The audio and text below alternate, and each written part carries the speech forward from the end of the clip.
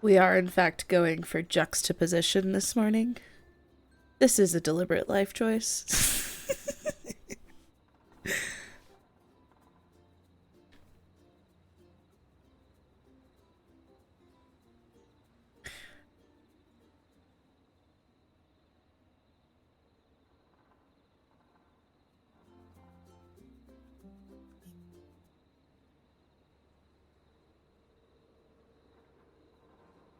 Okay.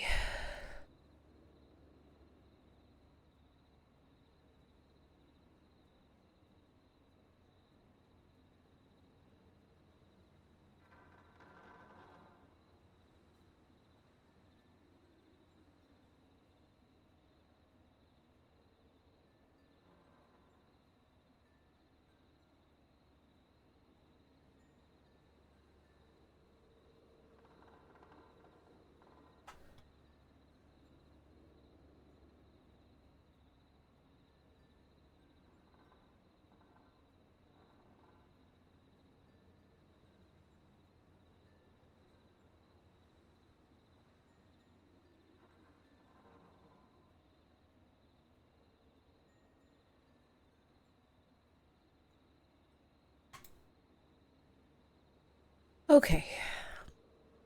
We are going to continue playing Killer Frequency. A quick recap for everyone. We played through, I don't know, maybe 2/3 of the game, I think, probably. Um, we started with the prologue. In the prologue, we were in the alleyway. I think behind this building could be lazy programming, but I'm 90% positive we were in the alley behind this building, exploring. We walked down to the end of the alleyway, opened a door, and got muck ducked. And then let's see, who all did we lose? We lost the guy in the fire. Specifically, I've realized because I missed that there was a note about construction that made it so Alex couldn't get there fast. So I think we should have picked the old man probably, because I wasn't paying close enough attention. We did manage to save all the teens. All the teens survived, which was good. Apologies. We saved all the teens. We saved. I think we're at a 50% death rate, unfortunately. Hi, Kier. Howdy, howdy. I figured we'd try and finish off Killer Frequency today because I would like to play another game next week. So we're going to finish off Killer Frequency, but yeah, I think we're at like a 50% death rate, which is not great. We found out that Clive is the killer. He's got a real creepy janitor's office, and I don't like it. And I'm currently trying to figure out what is going on here.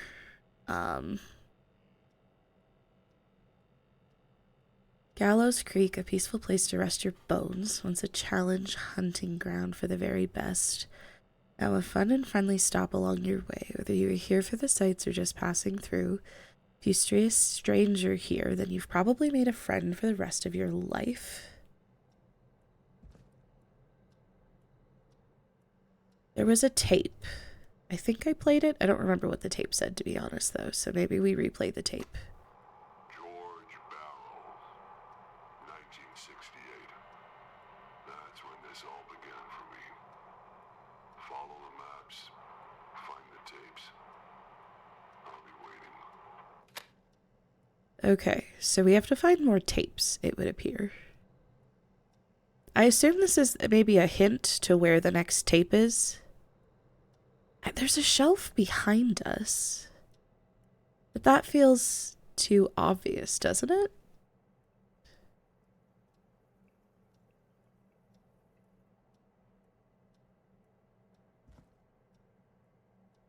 Though there might also be a shelf in his office, or in his weird secret janitor's room. I really don't like all the ticking clocks. Can we maybe not have all the ticking clocks?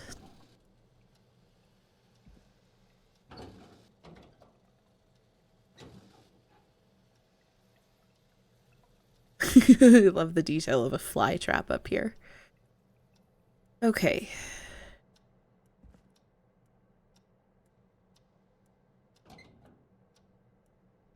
The fuck? It's just these stupid things closing. I hate you, game. You're the worst. Okay. Alright, I assume this is a hint to where the next clue is.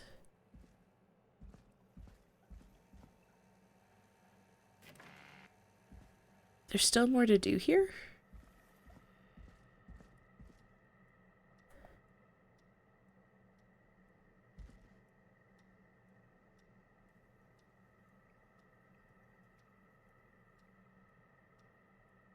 Huh.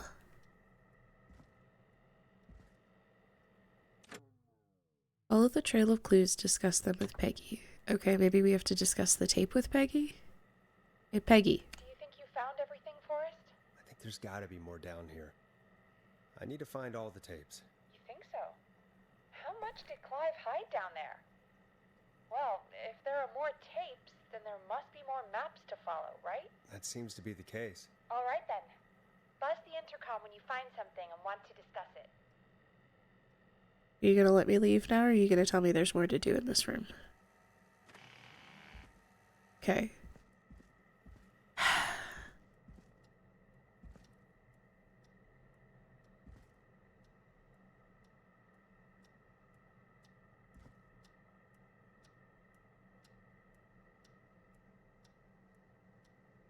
Is this gonna be the one time there's actually stuff in the stupid drawers?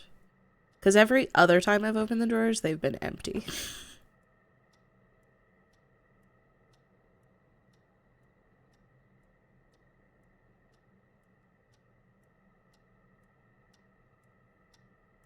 I was looking at a spoiler-free trophy guide, and apparently there's a trophy for finish the night in 4 hours with everyone alive. So, you know, that's cool.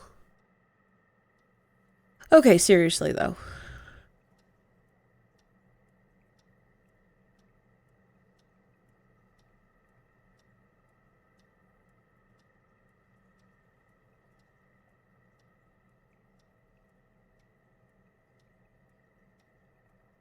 I am confuzzled. Can't seem to interact with anything. I feel really stupid right now, which is super great.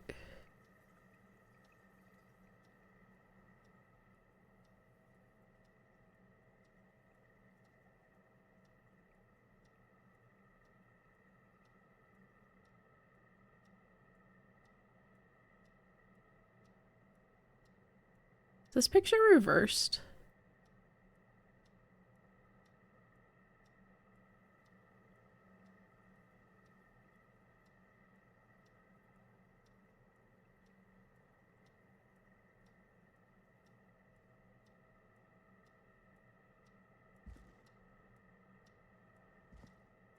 Hello, Mr. Mousetrap.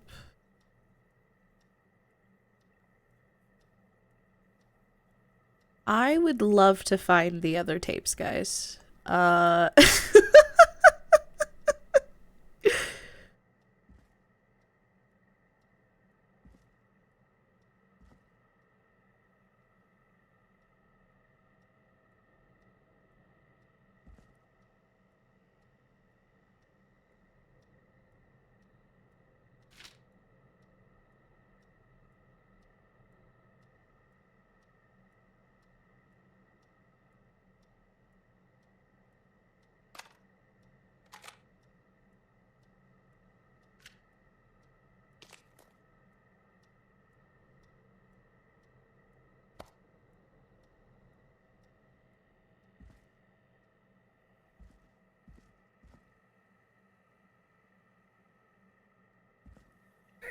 I need to...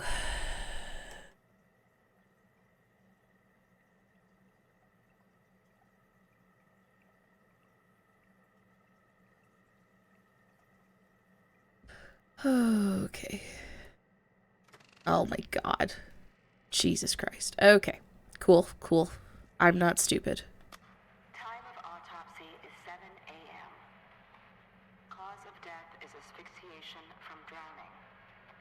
The degree of rigor mortis indicates that the subject has been deceased for 5 hours.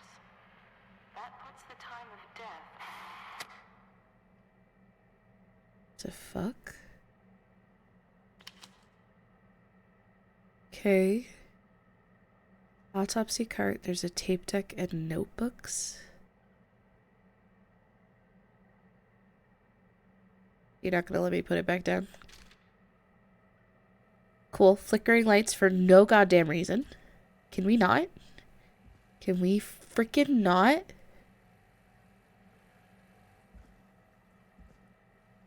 Also, legitimately, the killer could be in any of these cabinets. System overview. Cool. Is that an alarm system overview? Factory access codes.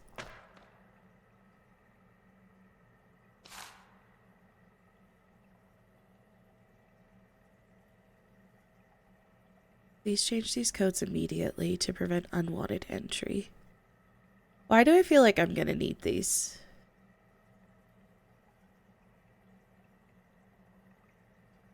You make a mistake when entering the security code, press star, then start over. If you stop in the middle when entering a code and then immediately start the entry, an erroneous code error might be entered. Entries must be made 4 to 5 seconds of one another.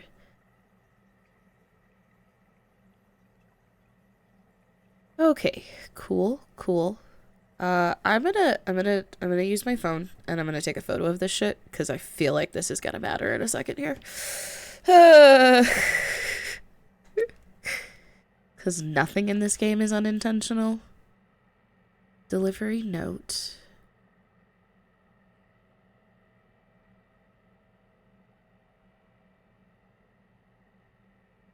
The roller rink, the hospital, gas and repair, the radio. Curious. I should have been paying more attention to what, like, time this is supposed to be. I'm aware that I'm supposed to be looking for a medical cart, but now I'm exploring. Okay, there's gonna be a creepy noise behind me. It's... No. What was that shit? The fuck was that shit?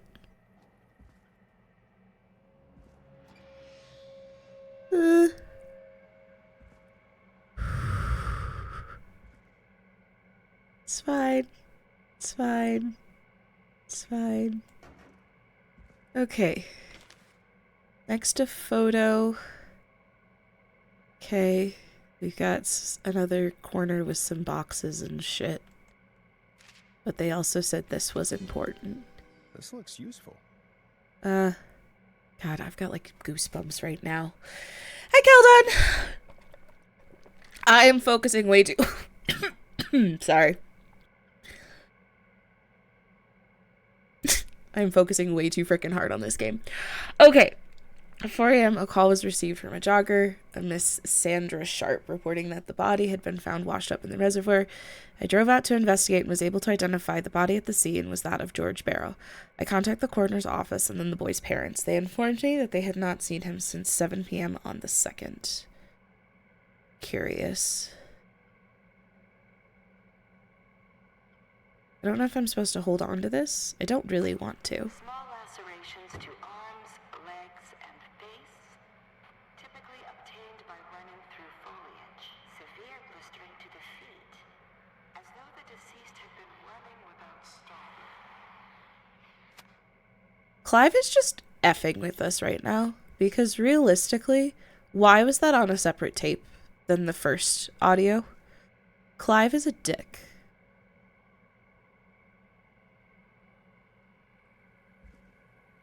Seriously, like, why are the lights flickering, Clive? Clive, why aren't you doing your job as the maintenance man?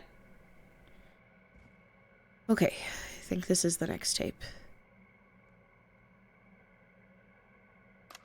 Preliminary toxicology results shows no signs of inebriation.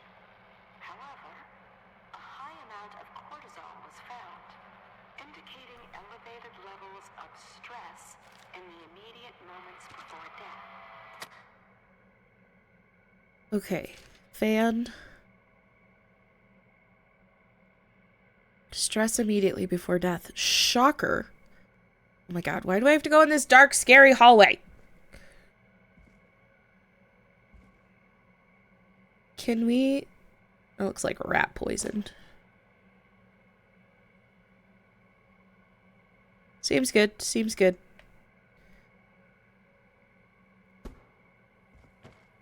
Okay, here we go. Clive is just leading us along. Additionally, there appears to be a post-mortem injury to the arm. It looks like it was trapped in a car door. Oh, cool. Cool.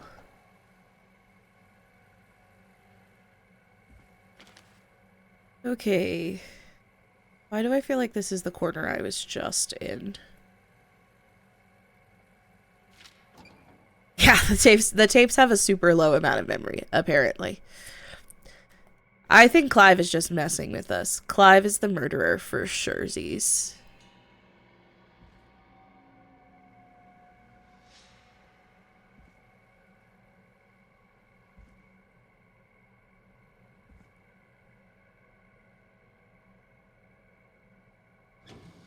Cool, cool. It is the coroner's opinion that the subject This has to be important. his life and was chased, resulting in a fall from a height into a body of water where he hit his head, was knocked out, and drowned. Following that, he was moved. Dr. Sullivan, we need to have a talk. That recording. Shut it off. Cool. Cool. Love that. Okay, the deceased is a Caucasian male, George Barrow, age 18. The cause of death is established to be drowning. Abrasions were found on the knuckles. No other injuries were observed, and from the coroner's opinion, there's no evidence of foul play. He had a decreased high level of alcohol in their blood. The deceased went swimming while intoxicated. I'm sorry I made you do this, Virginia. Did Clive make her lie? Didn't the audio tapes literally say George Barrow died of, like, other shit? Wait. Wait. Isn't that the desk in the main frickin' room? Excuse me? Oh, okay. I was like, Jesus Christ. Okay, here we go. Final audio tape. Probably need to be prepared to run for my life, but I am at the end of a very, very long dead end. Like, super long dead end. So, don't love that. Okay. If you're listening to this, Oh. What the? I'm probably dead. I'm a man who likes to stay informed. I've got subscriptions to newspapers all over the country. A few weeks ago, I noticed headlines cropping up in those papers, one after the other. Each headline about a murder. Each murder, the death of someone I knew almost 20 years ago. And each one drawing closer to Gallows Creek. Drawn closer to the anniversary. None of us are innocent, but I don't think we deserve killing. All I hope now is that I can save some folk from the worst. What? Do something to make up for what I did back then, I guess. I didn't kill anyone, mind you, but that's past mattering. Now, there's more I could say, that I should say, but my employer made it clear that my family would pay a high price if I ever spoke out. So, hopefully I've said enough for you, listener, whoever the hell you are, to start putting the truth together. What the hell? Peggy is not gonna believe this. Did Clive and his friends kill this Barrett dude? Is that George Barrow? Is that what's going on here? And someone is getting revenge? That's what this feels like.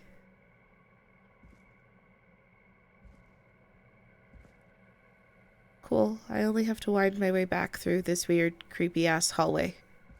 It's fine. It's fine. There's not a bunch of dark places for no goddamn reason. And flickering lights. Hello, Mr. Security System.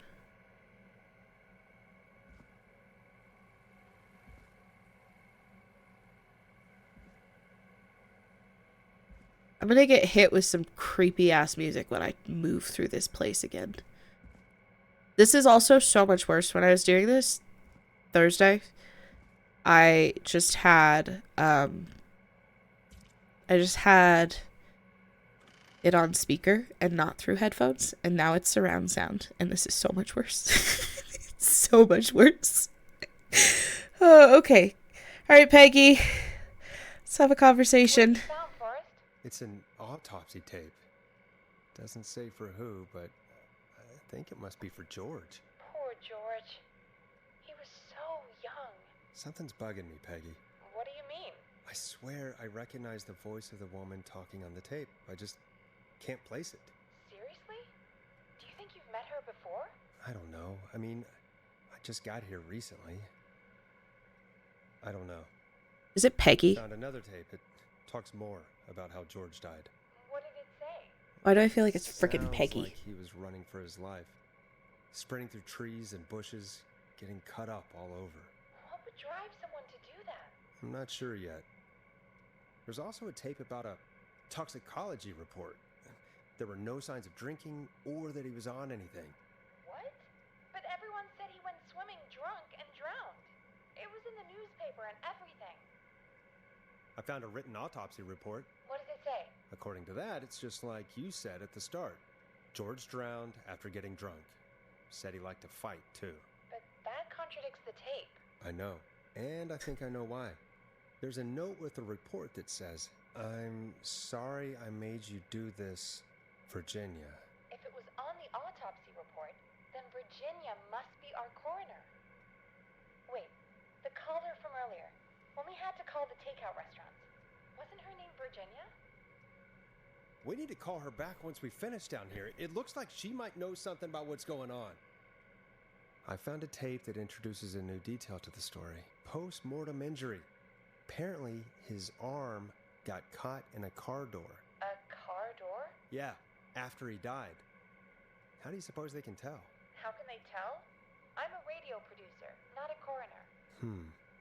The written report I found doesn't mention it at all. How did his arm get trapped in a car door after he died? Unless he got it when the police collected his body, I guess someone else must have moved him after he was dead to where he was eventually found. But the report, what is going on here? I found a police report. Mentions a friend from earlier, Sandra Sharp. Sandra. The jazz runner? That's right. She found George's body washed up at the reservoir. The reservoir? Yeah?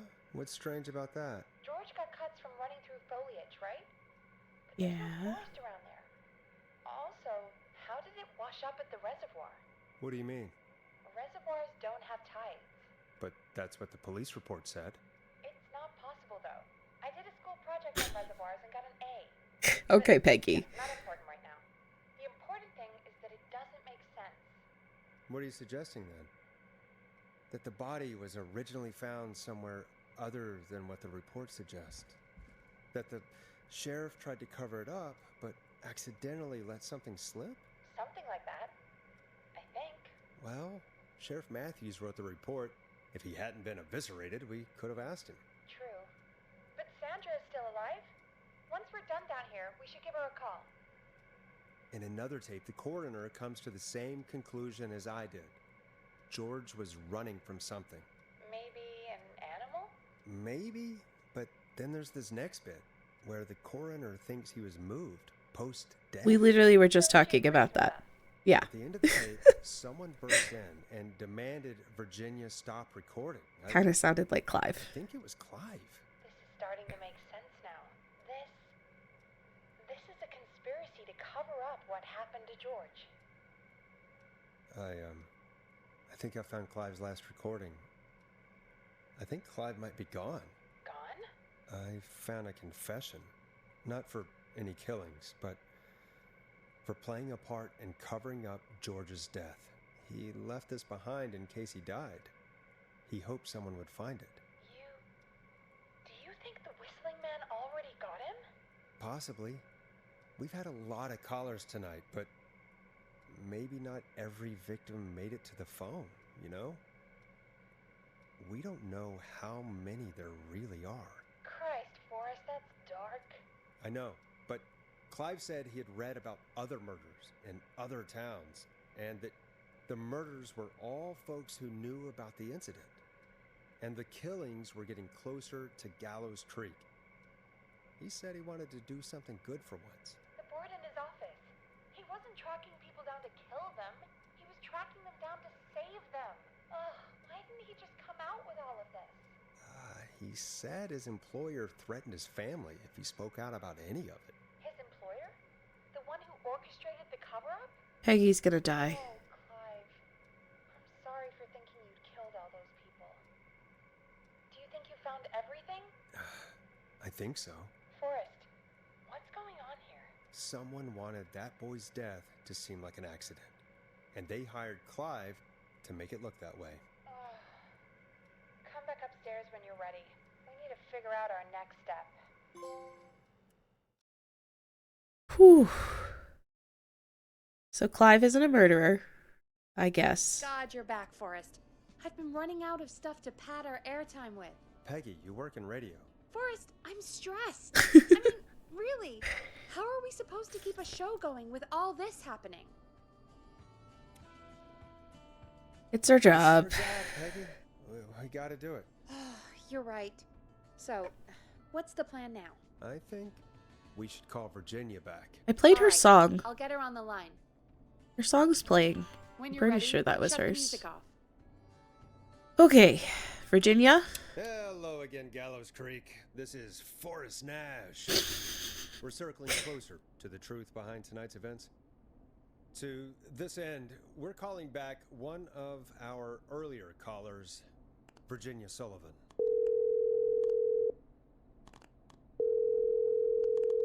Fretman Plunker here? Who's this? Is it you? Goose? No, it's Forrest. Plunker, hey, it's the Radio Man, Forrest Nash. Radio Man? What's up? Solving mysteries, saving lives. The huge. Right on. Plunker, what are you doing at Virginia's house? She asked if we could They were stay and playing keep a an eye party. out for that whistling turd. So we're hanging out, bro. Well, that's big of you, Plunker. No, it's nothing. Can I speak to Virginia? Sure thing, Radio Man. I'll just go get her. Who is this? Hey, Virginia, it's Forrest. I'm glad you're still okay. Oh, I love the idea that we're doing this all literally on the air. I'd be jumpy too. We're gonna go. Sorry We to hear need to that. talk. Listen, hey, we need to talk. what about? We're calling because we think you can help us understand why this is happening tonight. Me? What would I know? I want to lead her on with any guesses. Well, can you think of any reason why you'd have been targeted? No, I don't think so. All right. When you were attacked earlier, you mentioned a name. Clive. I don't know what I said then. I was petrified, Forrest. Clive's the janitor at our station, and we know you spoke to him in the past. Forrest, please. You don't know what you're doing. He'll come for me.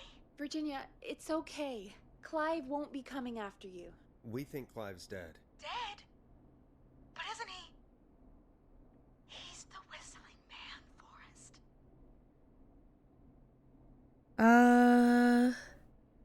We have evidence. I feel like we have pretty good evidence at this point that Clive is not the You found whistling man. evidence to the contrary. But It's true.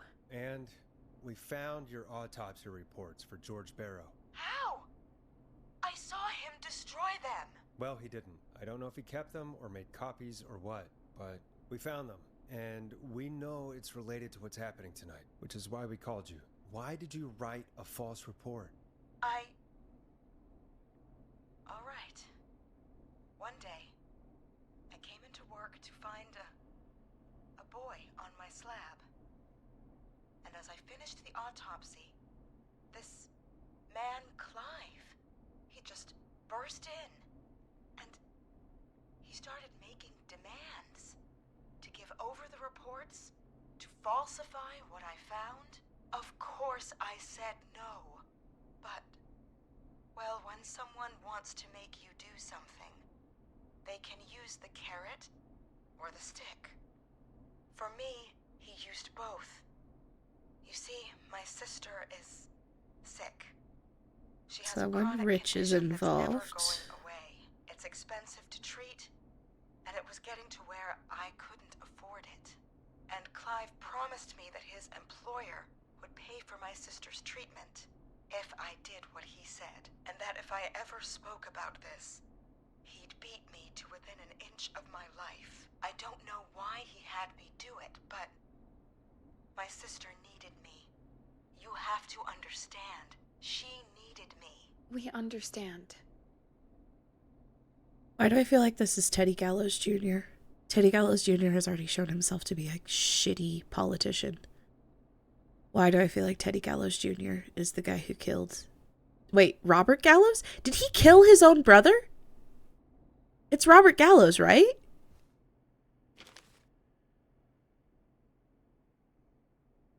George Barrow. Just kidding. I'm totally wrong. I'm really bad at names, clearly. Alright, go away. I feel like it's Teddy. Thank you, Virginia. That was brave. God, I just want this nightmare to end. This will help end it, Virginia. Thank you. Stay safe, Virginia.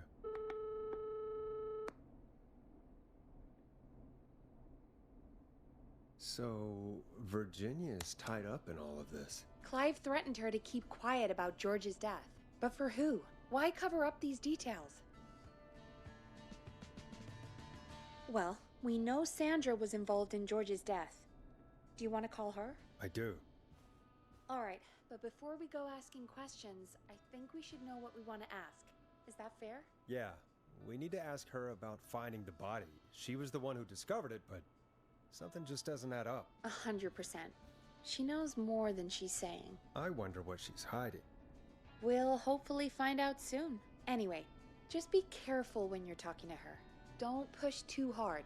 We don't want her to hang up. I'll be careful. Okay, don't Alright, be a calling her now. jerk.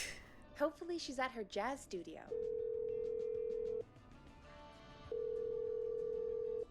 Aha! Forrest, you're through. Hello, this is Sandra at Jazz Pizzazz Jazz Studio. Who is this? Hello again, Sandra! It's Forrest Nash of 189.16, The Stream. And you're live on air. Oh, I always thought folks called into a radio show, not the other way around. How jazzy. What can I do for you? Well, we're trying to understand what's behind the attacks tonight. We had a few questions. Why, Forrest, of course. Heck, after the way you saved my life, I'd say yes to just about anything you asked.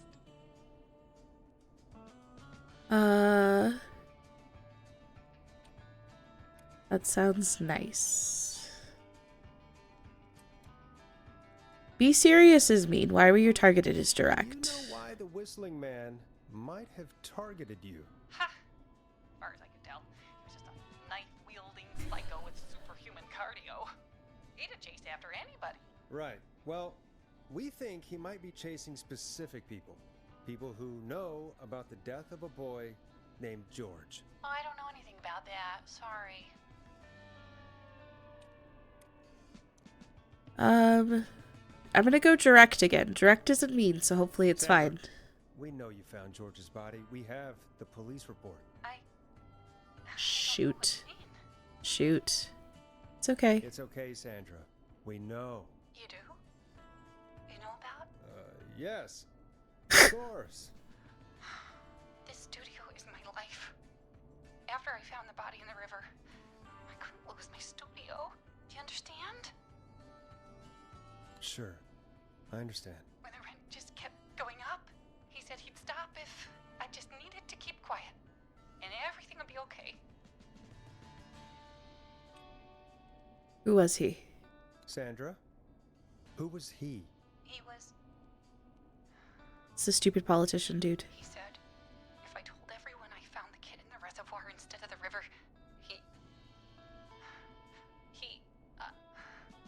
I'm sorry. Shoot. I can't do this. Take it. Take it. She's gone. I don't think that could have gone any better. Oh, You truly did great for good. us. Well, folks, if anyone out there has any thoughts It's on this what's dude. going on tonight, please call in. That's good timing. We've got a call waiting just this second.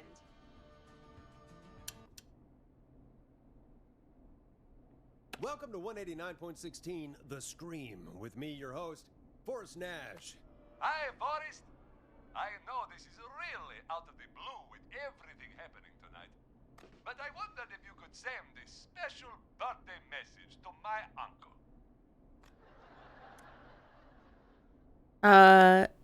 Sure, why not? You know what? I'd welcome a change of pace. I'd be glad to. Thank you, Forrest. He's my Uncle Ronnie. His first name's Peter, but he never liked his name. But since he always had salt and Oh my pepper, god, this is the stupid pizza dude again. Pizza dude? always called him Ben. Thanks for the history lesson. Is there anything besides happy birthday you would like to say to Mr. Pepper? Oh my god damn it! Yes! Tell him he can get the best birthday deals and party packages here at Putney's Pizza. Oh my god, Ponty? Son of a bitch! Stop calling us! Sorry, Forrest. Let's just move on. We've already got another caller on the line. Who's next? This Is it Sandra? 189.16 The Scream. I'm Forrest Nash. You're on the air, caller.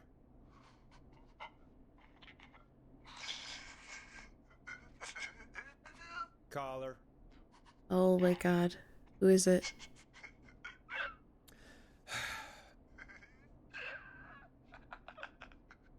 Ponty. Ponty's Pizza always delivers.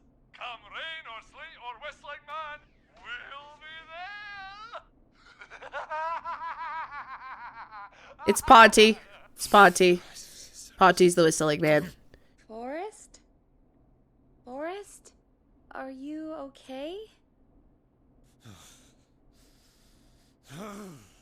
Forrest? I hope the whistling man gets in with his own pizza slicer. Jesus, Forrest? Sorry.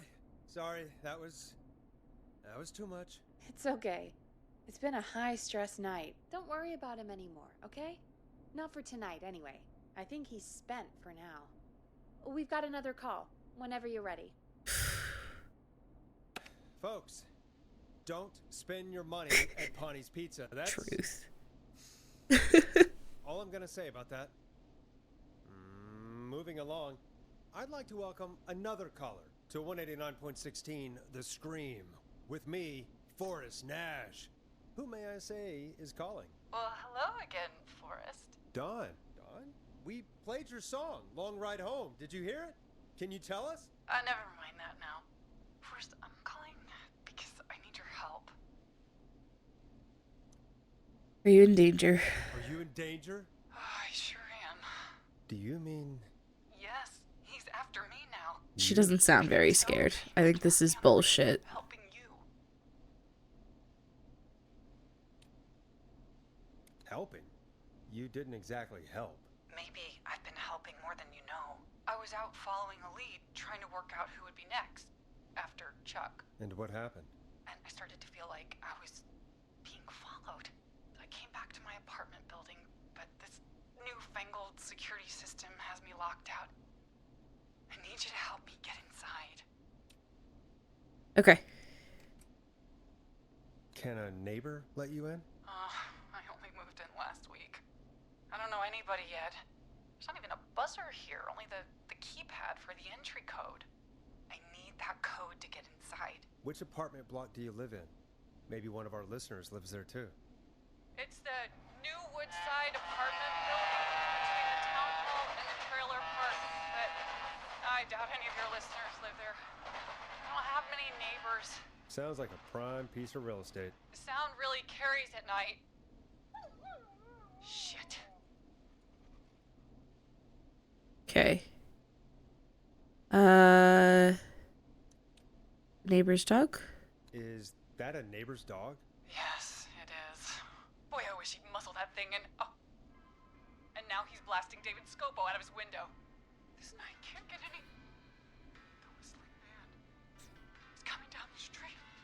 I don't think he's seen me yet. Forrest, please. I need your help. I need the code for that security system, or I'm gonna die. Okay. Security system's What's name. the name of the security system? There's a sticker on the box. It says Starling Security 4000. There's a keypad, and it looks like it wants a 6-digit number. Starling Security 4000, huh? That's right. Very newly installed. I need the key code before the whistling man gets me. Yeah, of course. Don't worry, Don. Thank you, Forrest. I knew I could count on you. Okay.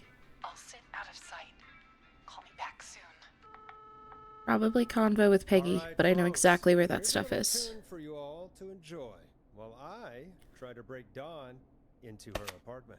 Alright, we have to leave it here. Okay, what song are we gonna play then? Let's do the hang-ups. Okay. Oh, okay. Convo with You Peggy? were pretty quiet there, Peggy. Forrest, was it just me, or was there something... Yeah, it wasn't just you. Something was weird about that. Yeah, well, tell you what, we have a Starling 4000 or whatever here at KFAM. Clive bought one for the station. Maybe we can find something to help.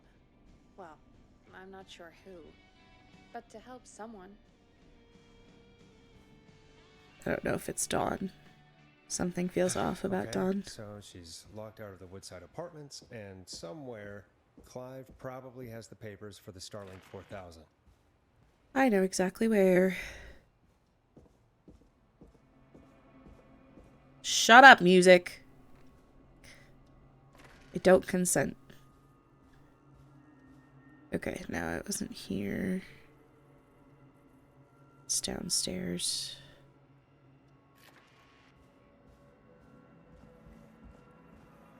I hate going in this basement. I literally just left an open gaping hole into our radio station earlier.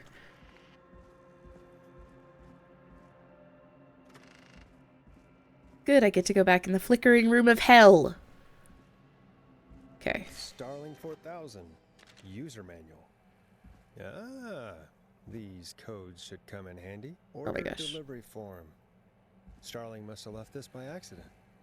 This system's not even installed at Woodside.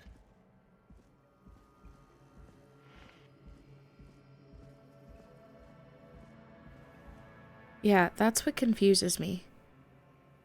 Unable to install, requires new parts.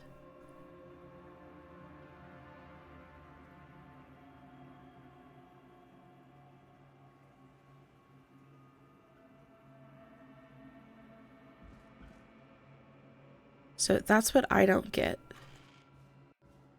Maybe they're saying because new parts were done, it's still on the default factory access codes. Maybe that's what we're supposed to be learning.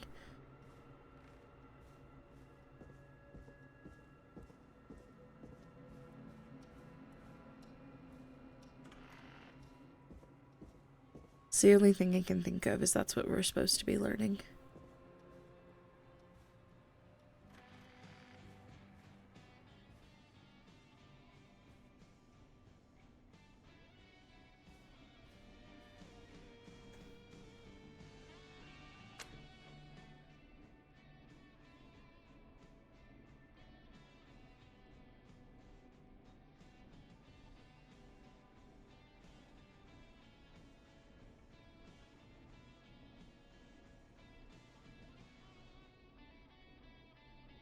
Also, though, how does Clive have this? Okay, well, Welcome back, Forrest. Find anything? The Starling 4000 security manual. It's got a bunch of codes. Good. And did you find anything else? I saw a list of everyone else who bought the Starling 4000. Know who was on there? Oh my god. Roller Ricky! Do you think we should give him a call? Is that crazy? I don't know what you'd say, but... let's do That it. would be a good idea. Okay, one moment. I got the number here. Patching you through.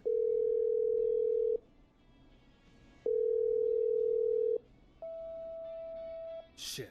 he probably can't hear it over the music. Forrest, I don't know about this. This is super weird.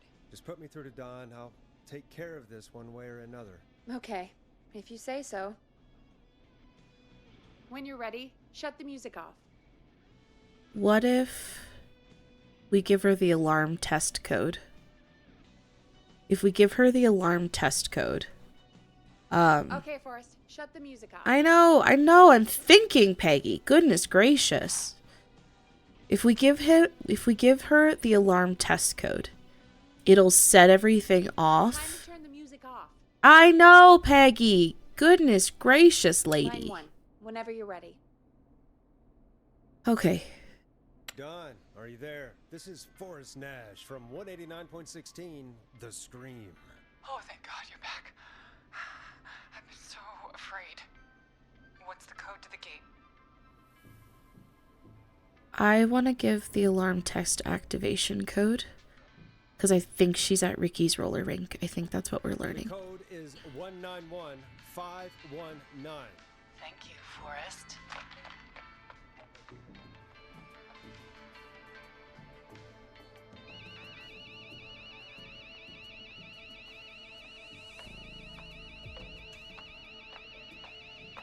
Son of a bitch. Ah!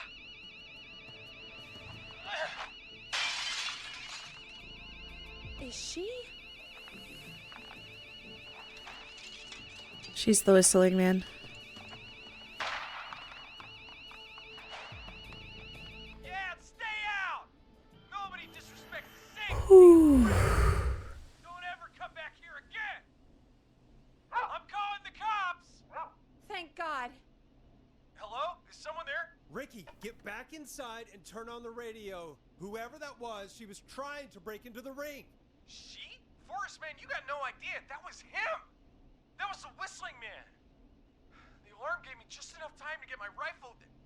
I don't like hurting folk, but I can't let anything happen to Maxie. He's my best friend, you know? Listen, man, I'm heading back inside. Gonna barricade that window. My man, thank you. You and Peggy can skate for free whenever you want, forever. That's Kept the Ricky deal. alive. Thanks, Ricky. Can't wait. You got it. Talk to you soon. Okay, Gallows Creek, here's some music while we process what just happened.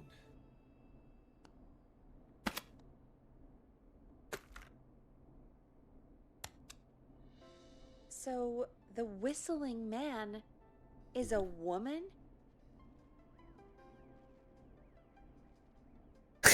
Yeah, I worked it out a while ago. Alright. I know. I can't believe it. She called up. You spoke to her multiple times.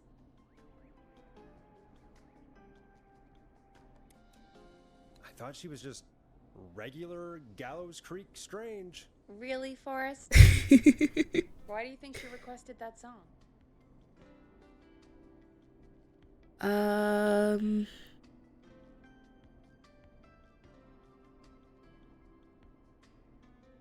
I feel like it's to get me outside. Maybe, but how? She didn't know the song was outside to start with. That's right. She never actually attacked me out there. So, what now? I guess I should make an announcement. We do have new info. Okay, kill the music and you can make the announcement. Okay, you're live in 3, 2... Hey folks, this is Forrest Nash here. I hope you're all safely locked inside. For those of you listening to that last call, you might be wondering what to make of it all. Here's our take. We now believe the killer is actually a woman. One who might manipulate you into letting her in before she attacks you.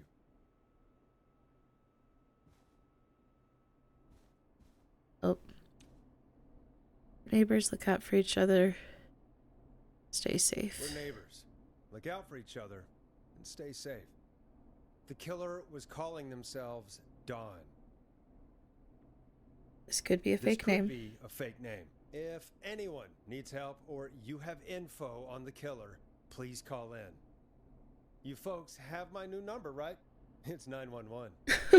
Hopefully, our next caller can help shed some light on our killer. Hey, we had a call come in. Okay, folks, time to take a call. This is Forrest Nash, and you're listening. Please help me. My name is Casey Moore. I'm at 25 Nancy Drive. My best friend's been stabbed. He's bleeding everywhere. I don't know what to do. Please help me. Cool, cool. Is he still breathing? Still breathing? Yeah, but he's bleeding out fast. I really need help. Please. Take a breath. We'd been out at the reservoir. We were heading back to his place when we heard this whistling all of a sudden. He just started freaking out. He screamed at me, told me to hide. I'd never seen him like that, and I just panicked and ran and hid in a bush. Oh no. Forrest. Then what happened? He went up the road and talked to someone. I couldn't really hear or see anything. It sounded like he might have known the person, and they just stabbed him. Okay, was it a woman or was it the whistling man? I think she would have said if it was the whistling man. Was he talking to a woman? I don't know. They Damn were it. masked and wore all black. That's all I Oh, know. come I on. need help here. I'll get you help, but I need to know. Where did the masked person go? They left. They left him to bleed out. I waited until they were gone, then dragged him into the garage and called 911. Wait, why didn't she make sure he was dead? I don't know. Casey? I think I heard them say something like, "It's not so funny now, is it?" Before they left, but please, he needs to get to the Yeah, I blew up the hospital. only I ambulance. can't drive, so we need an Yeah, ambulance. Forrest. The ambulance was destroyed Yeah. in the explosion at the gas station. You should get all the info you can. I messed that one up. What's your friend's name? Casey? It's Jason Parker. Can you tell us where Jason was stabbed? They stabbed him in the stomach, and then stabbed him again in his leg when he was on the ground, and the knife is still there in his leg. We'll be right back. Peggy, patch us through to the hospital. On it. Phoning St. Gabriel's now. Switch to line 2. Hello, St. Gabriel's Hospital. How can I help you? Hi, this is Forrest Nash. Oh my God, 49 Forrest! 2016. Forrest. We have a stab victim at 25 Nancy Drive named Jason Parker. He's been stabbed in the stomach and the leg. He's bleeding heavily. Oh, God, I'm sorry. But the ambulance is, well, you know. I know, but please, we need something or he's going to die. Tourniquet? Listen, you're going to have to get him here. We need to see him, and we can't get there ourselves right now. We don't have any way to drive him right now. And even if we did, he's bleeding out fast. All right, listen. We need to buy him time to get here.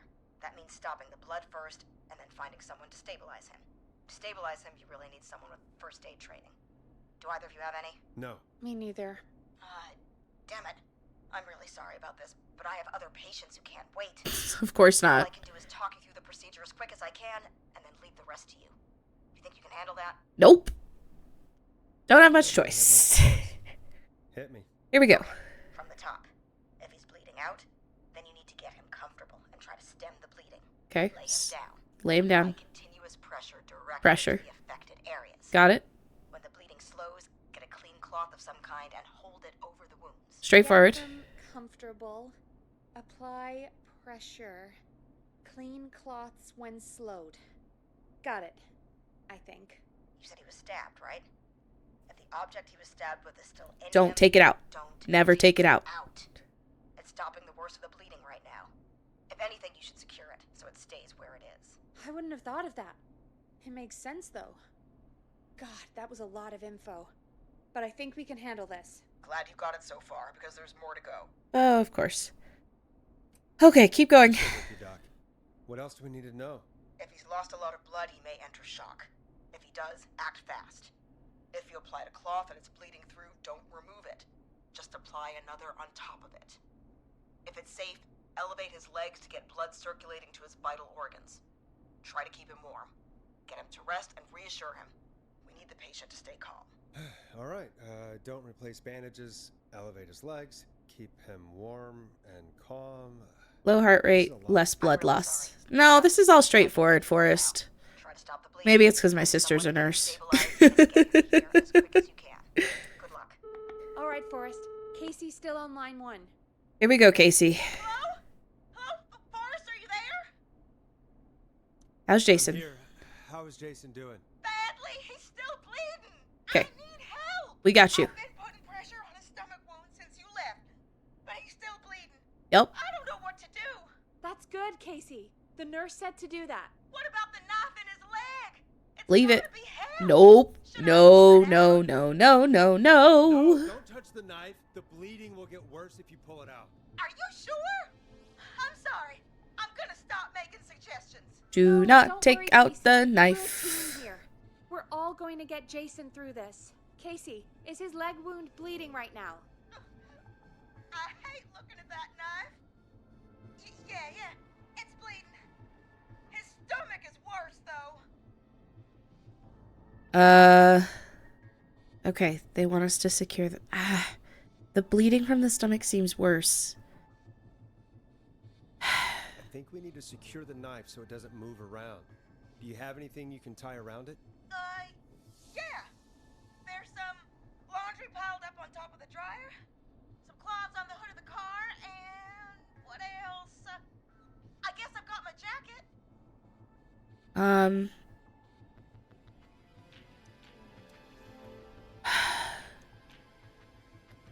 Think the rags will go on the other wound? Look in the laundry for something like a towel or a shirt. Hold that over the wound. Okay. Looks like I'm gonna have to buy you some new whites, Jason. Here we go. I'm sorry, Jason. It's secure. I'm putting pressure on his stomach again. I'm starting to think we might make it. Forrest, can I have a word? Now? Now isn't the best time, Peggy. Can it wait? Forrest, it's kind of important. All right, give me a second. Casey, I'm gonna have a quick word with Peggy. Keep putting that pressure on and let us know when the bleeding is under control. You're doing great. But what if something happens? We'll still be here. Just shout if you need anything, and we'll be there. I promise. Okay. I'll wait. Jason, please be okay. All right, Peggy. What's up? Peggy? We can't stay on the line with her all night. Dawn is still out there. What if other people need us? You're right. She's probably on her way to her next target right now. Exactly.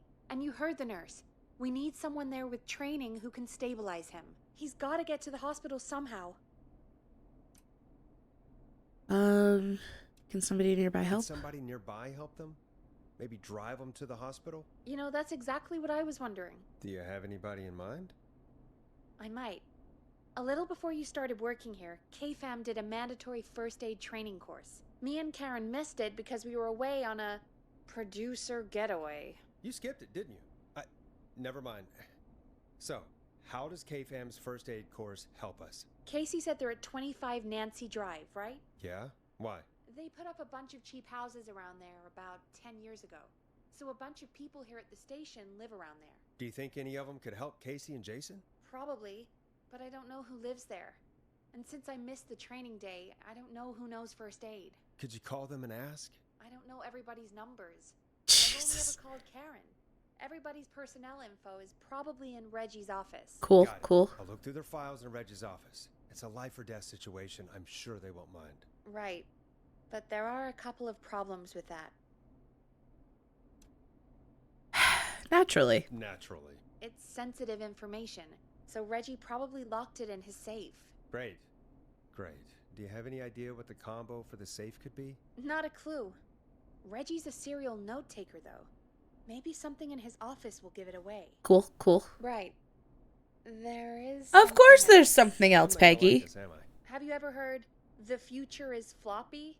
Peggy, what the hell are you talking about? I'm talking about floppy disks. Floppy disks are like these futuristic things that have information on them. You put them in a computer and they do something. Peggy, I know what a floppy disk is.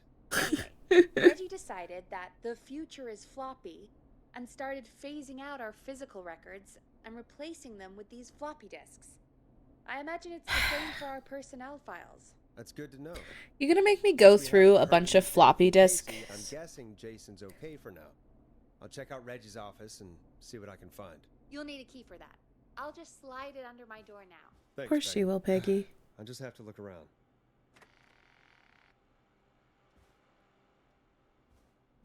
Good. I'll patch my mic down to the office so you'll hear me over the intercom. Okay, here we go. More creepy music. Oh, I found the last key, I think. Okay, a lot of the trophies in this game are at least just like progress the story. I would have thought Reggie's office was like right here. But she said patch it down to Reggie's office, so that's confuzzling. Locked tight. Okay. Where would Reggie's office be?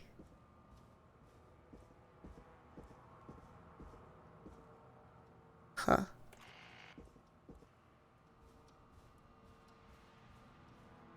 That corner's where they shoved the intern. So it's not back there. Janitor's closet, break room. Ah, manager's office. Okay.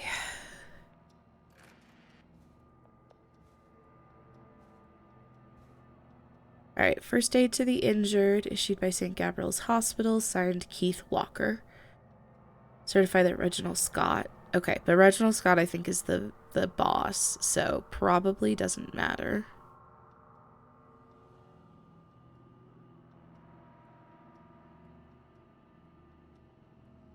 Okay, chronic note taker.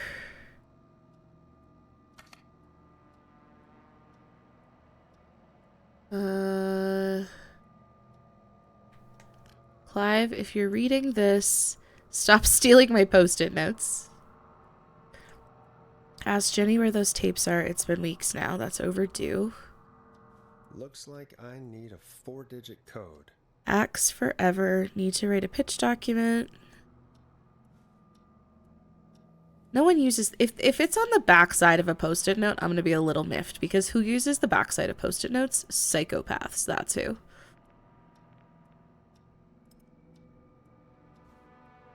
Is this finally going to be something in someone's drawer? Ooh, we have a floppy disk.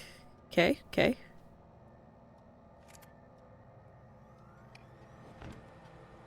Deep cuts, top secret. Eats it delivery. Maybe partner with Ponzi Pieces for the launch. Of course. Can we not with the music, guys?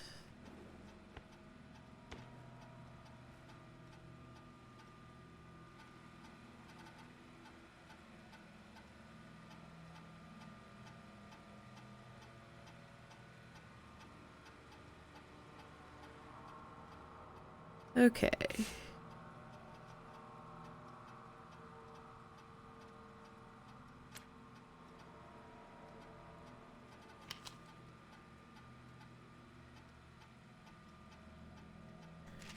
Best boss. Oh my gosh. It's not. It's not, though. Hint, very important date.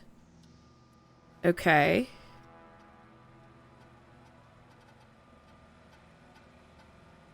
Ah, 1107, very important date for the town. Okay, okay, okay. We can give that a try.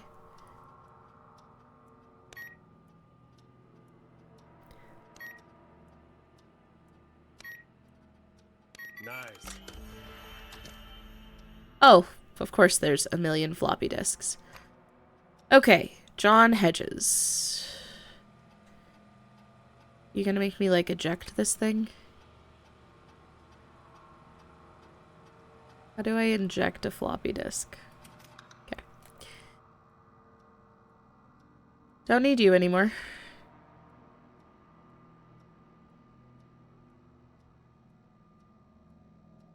Can we go in? Oh, it's in the wrong freaking hand. What? What was that? No, seriously, what the fuck was that?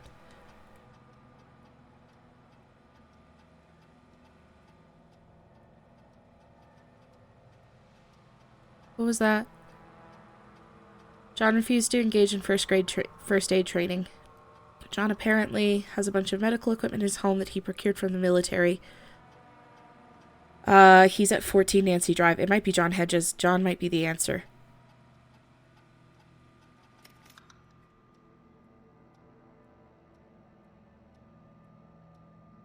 Okay. John's a psychopath, but he's got a bunch of shit, and he's at 14 Nancy Drive. Okay, we're gonna keep John in our hand. Also, though, seriously, what the fuck was that banging sound?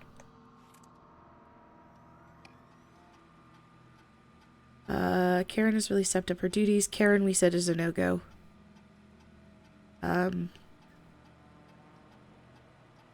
Because Karen didn't do the first aid. So Karen can go away.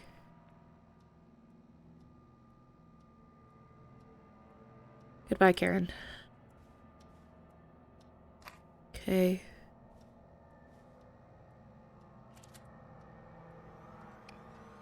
Okay, he's on Axedown Lane. They missed most of the... Brad and Barbara missed most of the first aid session, so they're not a good choice. So if we see one that's for Barbara... This is Peggy. Why do I want to look at Peggy's file? This seems like a mistake. I should not be looking at Peggy's file.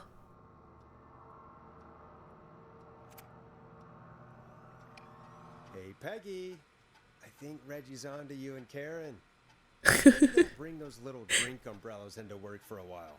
I wonder if Peggy secretly wants her own show. She's been shy and involved on the calls. We already know I can. Don't waste time. You're right. I'm sorry. I need to focus on possible candidates. I can read the rest of this later.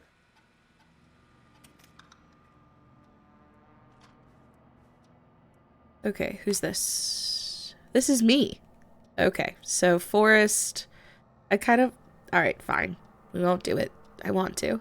Is this Barbara? Okay, so the answer should be John.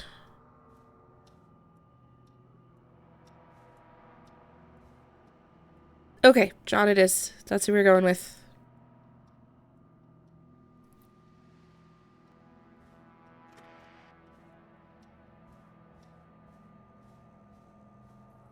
I really didn't like that knocking sound. Like, at all. Okay. I can't run. If I could run in this game, I would be sprinting, like, everywhere.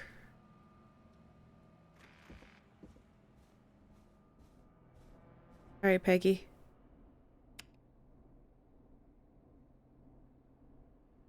Wait. The fuck? Peggy.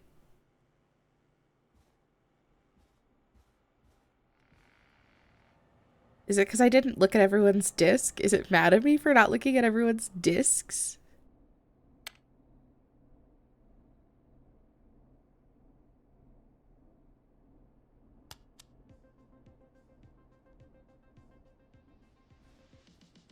Really?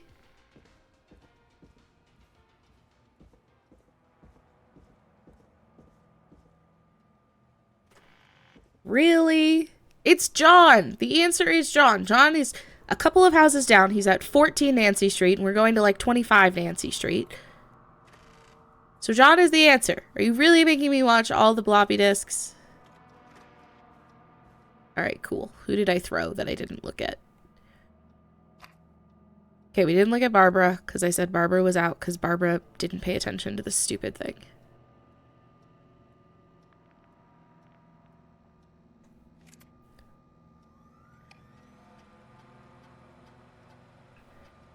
Getting really along with the staff. She had a cat recently. She must have at least 5 down.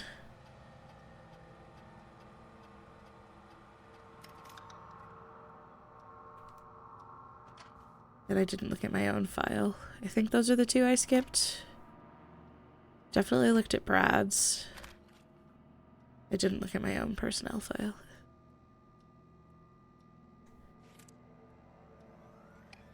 Get a load of this, Peggy. Apparently, I'm a lone wolf type. Forrest, what are you doing? We don't have time for this. We have a man literally dying on the line, and you're more interested in you. You're right. I'm sorry. I need to focus on possible candidates. I really shouldn't have read both. We're in a hurry.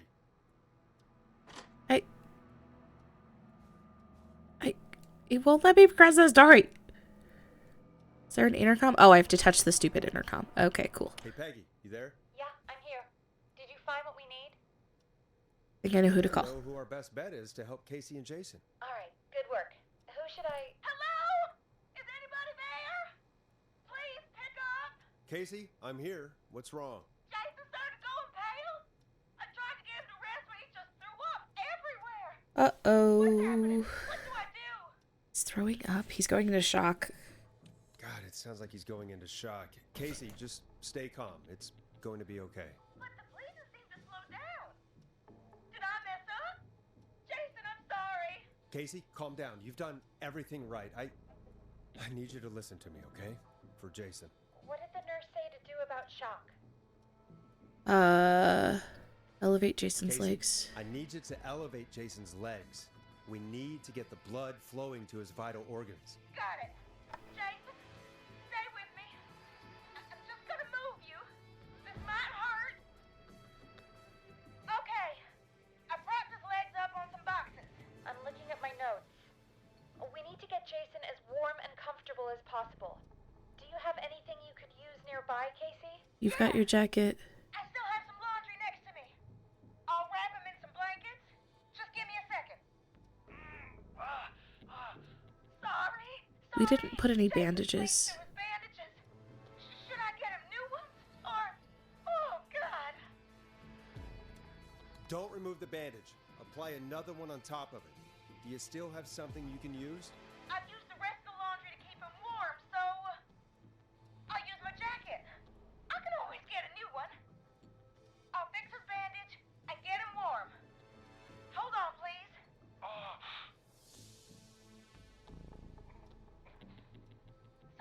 Sorry. I'm done. You're gonna be okay, Jason.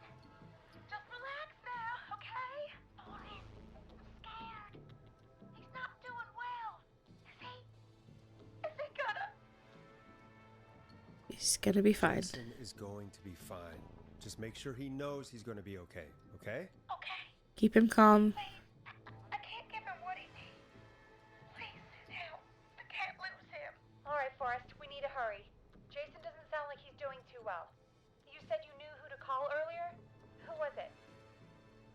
Call John He Hedges. called John Hedges. He lives on Nancy Drive. He didn't really participate in the first aid training, but he's a former war medic. He's probably the most trained person we have. Really? I never really spoke to him before. A war medic, huh? Yeah, and according to Reggie's notes, John keeps all of his old equipment at his house. He's something of a hoarder. All right. What's his number? 5420735. Calling now. Let's hope he picks. Who the hell is this calling me? What time is it? John, it's Forrest Nash here at KFAM. We have an emergency and we need your help. He is such an arrogant prick. If this is a work emergency, then it can wait until the goddamn morning. Just leave me a note like everybody else. This is a medical John, emergency. no, this is a medical emergency. A man has been stabbed by the Whistling Man, or never mind. He's badly hurt and he's going to die unless we get someone to him now. The Whistling Man? What kind of joke is this? John, we're not kidding. A man is gonna die if we don't help him right now. Seriously? I haven't been called on for over 10 years. Where's the patient? What's his condition? He's at 25 Nancy Drive. I think we got his friend to stem the bleeding, but he's gone into shock. He's passed out right now. You say he was stabbed? Do you know the extent of his injuries? From what we were told, he has 2 major stab wounds. One to the stomach and one to the leg. The knife is still in his leg, and the stomach wound is open. Understood. Let me grab a few supplies and I'll head right over. Yeah, let's go. Much. Thank you, John. We'll let him know you're on your way. Good luck. Hello, Casey. Are you there? How are we doing? Bad. Jason seemed really weak and then just started thrashing. Oh, God. What about now? Is he still thrashing? He's passed out. Please tell me you found someone to help. Casey, Yes. help is on the way. My colleague will be there soon. You hear that, Jason? Someone is coming. You're gonna be just fine. Just hold on for me, okay? Just hold on. Come on. Hello, Casey? This is John Hedges. I'm here about Jason. Okay. Okay, I think we saved Jason. God, I hope we save Jason. I'm guessing that's Jason there. Casey, I'm gonna need your help. Forrest, Peggy, don't you two worry. We've got this from here. Okay. Forrest, Ooh, back okay. later. I have to go now. Good luck, everyone. God, I hope he's gonna be all right. Okay, I think we're doing okay. And with that, the show moves on. We're sending our best wishes to Jason. Okay, here we go. Well, after all that excitement, I think we could use some music. Come back upstairs when you're ready. Whew. No pressure. Alright. I think we're at over a 50% survival rate again, but pattern of behavior says the next person's gonna die, so that's unfortunate. So, wish me luck. Yeah. Here we go.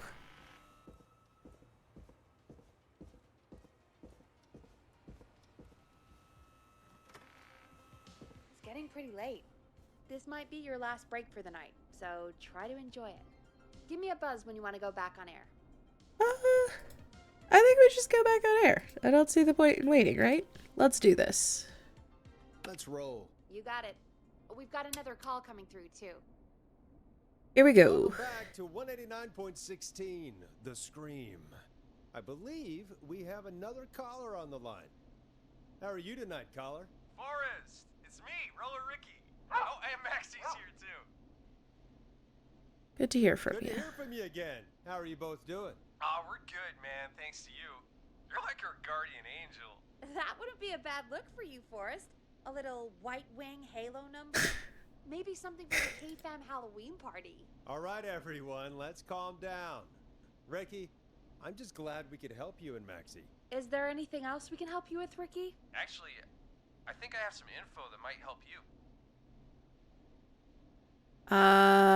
Info Did from you the attack? see or hear anything during the attack earlier? Not exactly. You see, man, me and Jason know each other. You know each other? Yeah, we went to Gallows High and played on the football team together. He was a gnarly offensive linesman, and I was our star wide receiver. Runner Ricky, they called me. All right. Curious. And what does that have to do with tonight? Well, because George, the guy who drowned, he was on our team too. Tell me about him. Tell me about him. What was George like? I didn't know him for long, man. Sad to say. We had our first team party on the night he drowned. He seemed like such a good dude. Ricky, were you there when George drowned? No, man. Once the party turned, I beat feet out of there. Man, I remember George and his girl there. There was a whole lot of love, man. Who was his See, girl? you know? What was her name? Ricky, please. What was her name? I never got her name, man. He just called her Bean. I didn't really know her before or see her after that. Then what did she look like? Please, tell us anything you remember. I just remember a pretty girl, man. I'm sorry. Ricky, you said the party didn't last long. What happened? We were just having a good time, and then the next thing I knew, everyone was running for their life. I looked up and saw that goddamn whistling man in the trees. And I never ran so fast in my life. I ran straight home. Wait. Didn't know about What? George until next morning at school. I'm guessing it was whistling night, wasn't it? That the whistling man was a just prank. another kid. Yeah. I don't know how George died, but I always felt like if anyone deserved to die that night, It was me. it should have been me. Of course. And Survivor's guilt. It wasn't your fault. It wasn't your fault. You're not a bad person. know that now, ma'am. It took a long time to learn, but yeah, just thought I'd tell you all what I know. Thank you, Ricky. This helps. Thank you. You got it, man. Anyway, I think it's time for me and Maxie to free up your phone lines. Thanks for listening, man.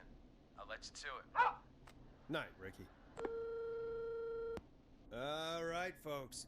Looks like we got a new lead in the case. If anyone has any info about this mysterious being, please call in. If she was George's girlfriend back then, she's probably in her mid to late 30s now. Huh. Oh, we have another call coming in. It's Peggy. But... Hang on. What's up, Peggy? Peggy. Peggy. Peggy? It's coming from inside the You're gonna fucking wanna station. Take this call off the air. Who is it? Just do it. All right, folks, it's time for another track. Here's one to help you sit back and relax. We'll be right back after this. I remember playing this one, but that's okay. Okay. Nah, don't introduce the song. I hope this is good news, Peggy. Who have we got? Find out for yourself on line 1. She sounds way too excited about Hello? this. Forrest, I'm glad I got back through to you. Okay. Sounds like it's been a busy night, huh? Surprise! It's Leslie, our 911 operator, leading the charge from Henderson to come save us. It's so good to hear from you. Are you okay? We're doing okay. Sarah and I are both happy to be headed back home. We're happy to have you too. Wait, Sarah? Oh, yeah, I mean Deputy Martinez. Anyway, we got back into radio range a little while ago. We've been listening in, but haven't been able to get through until now. So help us on the way. It's been non-stop since you left. Please tell us you're bringing help. You bet. Okay. I'm leading a whole goddamn squad towards Gallows Creek as we speak. Turns out somebody had cut the phone lines. They had no idea what was happening. That's great news. This is really convoluted for one frickin' person. The whistling man cut them? I'm guessing so. I don't know how the whistling man did it. But that doesn't matter right now. Listen, we're coming in hot, but we need your help. I know Gallows Creek isn't a big town, but if we don't know where the whistling man is, we can't get him. Her. That's where you come in. What do you need? You can count on us. What do you need? It might be a long shot, but here goes. The whistling man already called up a few times. I bet she calls again. We're still a little ways out of town, so if she calls, stall her. Buy as much time as you can for us to get in. And while you're talking to her, try to figure out where she is.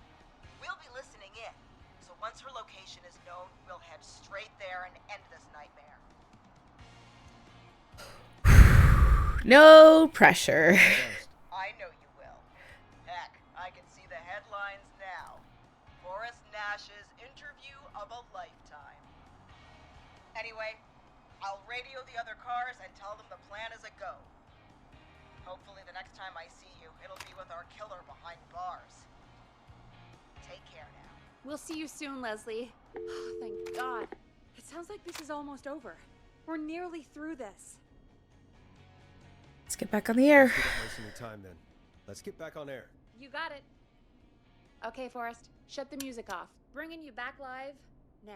Welcome back to The Scream with me, Forrest Nash. Hello. The line is lit up, but before I get to our next caller, I just want to say things are looking up.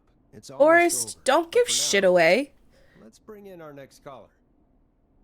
Evening, caller. This is Forrest Nash. It's Ponzi's Pizza. This is John Hedges. Oh, okay. I'm here with Casey. Wanted to give you an update on Jason. John, HIPAA violation, HIPAA violation, HIPAA violation. Fine. We've got him stabilized and resting in a bed. We're preparing to move him to the hospital. Thank you so much. If you hadn't been there, then... God, I don't even want to think about what would have happened. Of course, Casey. We're just happy he's okay. John, Casey, you two did all the work. Tell Jason to get well soon from us, whenever he's up for it. Well, why don't you tell him yourself? Is this Forrest? The one and only. The one and only. I hope you're feeling better. It's good to hear you, He's Jason. an arrogant How prick. are you? Oh, well, you know. I've got a hole in my stomach, and there's a knife in my leg, but John gave me something to take the edge off. So, I might feel even better than either of you.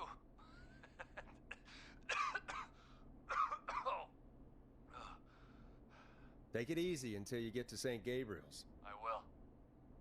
But, Maybe don't before that, announce where you're taking call the you. person that Dawn tried to Guessing kill. the Whistling Man is still out there? Yeah. Yes, the Whistling Man's still out there. Why do you ask? You know something about the Whistling Man, don't you? Yeah, I do. Can we talk about what happened earlier? Go for it. We spoke to Roller Ricky not long after you were attacked. You spoke to Ricky? Is he alright? He is Kept him now. alive at I mean, least. he was attacked earlier, but this call came after. Hey, guys, I'm really sorry, but there's a call on the other line. I just need to make sure we don't have another situation brewing. You fill Jason in on what happened. I'll be right back. Sure, Peggy. Sorry, Jason. Where was I? Ah, yep. Ricky's fine. You don't need to worry about him. That's a relief. He told us about George. Sounds like everything's finally coming out now. It's been tough to hold it all in. Sounds like you've been holding back about something awful, Jason. I'm part of the reason my best friend is dead, Forrest. Do you run away too, Jason? And the few who knew about it said if I ever said anything, I'd find myself in jail. For a long time. It was hell. And then the town just moved on. Like he'd never existed. Who killed George? Who killed George that night? Some of the guys on the football team had an idea for a way we could haze the newcomers. We decided to plan a party in the woods and have the Whistling Man crash it. It was stupid. We each had a role. I was the stabbed friend. At the party that night, I left the group for a second, met our Whistling Man, pretended to get stabbed in front of everyone. Started an almighty panic, those screams. That was the last time I saw or heard George alive. How did George die, Jason? I don't know.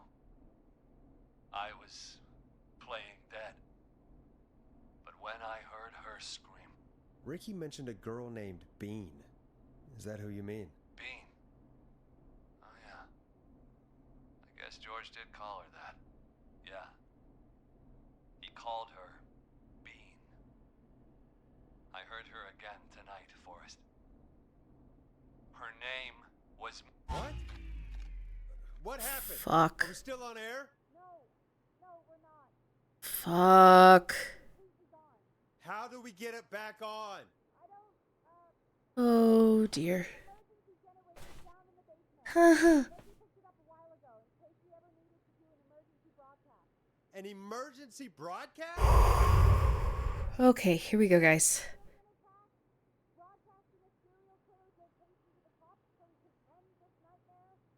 Fair point. It's in the storage area in the far back corner, up on the wall. You might have spotted it earlier when you were digging around for all those tapes.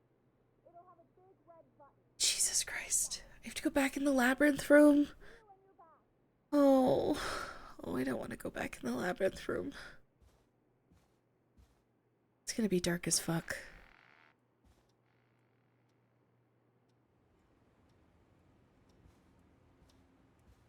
Okay. Here we go. I do not like this one bit. Can we not with the music, please?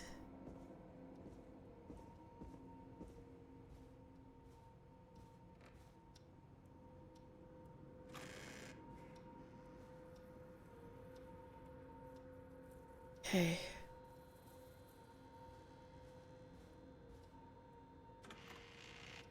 I do think I remember seeing it. It was in this room. Over here.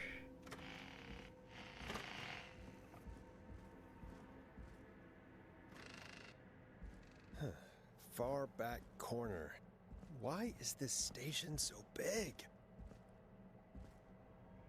Okay, we're just gonna do it. Just gonna do it. Just gonna do it. Just gonna do it. Just gonna do it. Big red button. That must be it. Boom! We've got power. Okay. Fuck. The whistling man. I need to warn Peggy. Oh god. Oh god. I don't know what I'm supposed to do. I'm in a one-way fucking tunnel.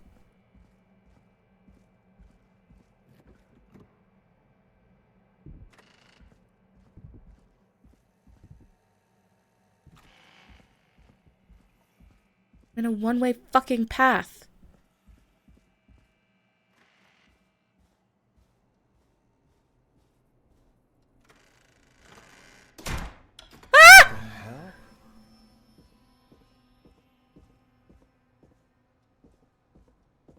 I need to warn Peggy. There's an intercom in the boss's office.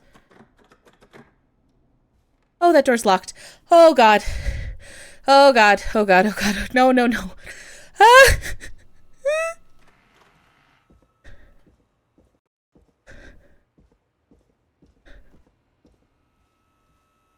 What? Why is it locked? What? Oh, God. Locked? Oh, no. Oh. Where'd you go? Oh, fuck. What the? No way. This can't be happening. Oh, God. Oh, God. I don't know what to do.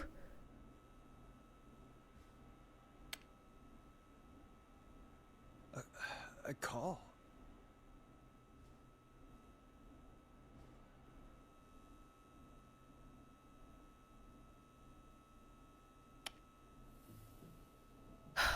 What do you want? What do you want? Good to talk to you again, Forrest. You know, I've really enjoyed our chats tonight. I guess we've had some moments. We're on the air. My favorite was when Ricky ran you out of the rink. Ha! You sure did get me then, Forrest. Where's Peggy? Have some patience, Forrest. It's almost the end of the night. Almost the end of the show. But it's not over just yet. Got a little time still. So let's make the most of it.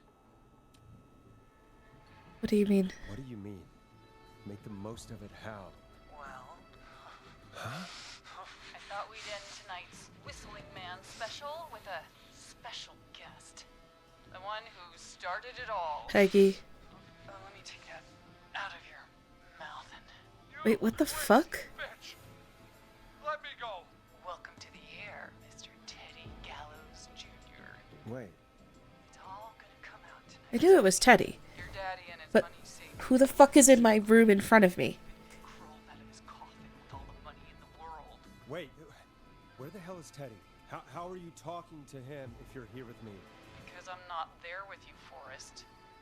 I'm here with Oh, it's freaking Peggy. where that is. Well, he knows he'll get it. But who's here? Wait, then who am I? Peggy, who has all the freaking keys. Forrest Nash, let me introduce you and all of Gallows Creek to my boy, Henry Barrow. Your son. Your son? You mean you? Wait, that he? Hey, Alice. Forrest, and I had a son. So there were two whistling men tonight. Of course. That explains how you were always able to get around. Well, I town guess so at least it quickly. wasn't Peggy. Did you say Barrow? Then are you? Let me just get this mask off. Something with an M. No wonder Mooney went crazy wearing this. There we go. Marie Campbell? George's old girl. Oh. Well, it sure has been years since I last saw. Oh, God damn it. Not Dawn, huh? Marie Campbell. So not Dawn, huh? No, not Dawn. What are you going to... Everyone's gonna know now. Whistling Man's son? He killed George that night. This night. So I think what's been revealed by this point. So Marie was the girlfriend of a guy who was drowned by the politician Teddy. Dawn apparently was pregnant that night with the dead guy's kid. So the person in front of us is her son with the dead guy. She is currently trying to end it by killing Teddy Gallows. Is I think what we're seeing, but this is the Whistling Man's mask. Listen to me. You're gonna talk when I talk to you, and not a moment before. I also don't know where Peggy went. I'm gonna give you the chance to talk. You're gonna help me reveal what really happened to George all those years ago. Okay. Let's say why should I? They said to keep him talking as long as possible so the police could get there. So maybe we start with why should I and then we'll do it? Why should I help you? Why should I play any part in this? Because I think you believe in justice. Okay. You think this is justice? You have no goddamn idea, Forrest. These people you've been trying to save, they were all in on it. They all knew George was murdered, but... Murdered? Listen, Ooh! Oh, Don is kicking his butt. You speak when you're spoken to. Now, I know you've done some good work tonight in piecing together what happened to George 20 years ago, and that's why I want you to interview us. Okay, Interview you? All right, I can do that. here we go. I want you to help me and Teddy tell the story, Forrest. Do a good job. And hell, you might be the only one to leave here alive.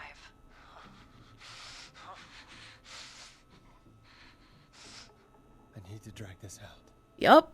If I can buy Leslie time to get back to Gallows Creek, and if I can find out where it is... No pressure. Teddy, we'll start with you. Just, talk me through what happened that night. How did it start? how would I know? It was 20 years ago. Teddy, you're an arrogant ass. I want to threaten him. He's a dick. He deserves You it. wanna die, Teddy? Because if you don't start talking... What the hell? Teddy kind of deserves it, though. Okay. Our first team party was coming up. Teddy deserves it. Date it was scheduled for. Teddy I killed had this an dude. idea for a way we could prank the new guys. Whistling I Night, right? understand that kids in Gallows Creek know tonight as It was a Whistling prank Night. gone too I'm far, guessing that's what you mean. but Well, they we covered it never up. answered then. It was just the night that Mooney went missing. But Whistling Night is what they'd call it later. Wait. You mean this was the first Whistling Night? Keep talking, Teddy. We went up near Whistling Point. God, who was there? Me, Jason, and George, of course. But George didn't come alone. He brought Marie. And Roller Ricky, he was there too, wasn't he? Yes, Ricky was there too. Called himself Runner Ricky at the time. Or I helped him off the bottle, you know? Because I'm a decent man. No, you aren't, Teddy. Teddy, you're a sleazeball. You're a sleazeball with too much money. Apart one day. Some people do. He had some issues. Wasn't stable. I didn't want him to hurt his chances in life. So I helped him keep himself together. You were afraid he would talk about that night, weren't you? Keep talking. About midway through the night, we put the prank into action.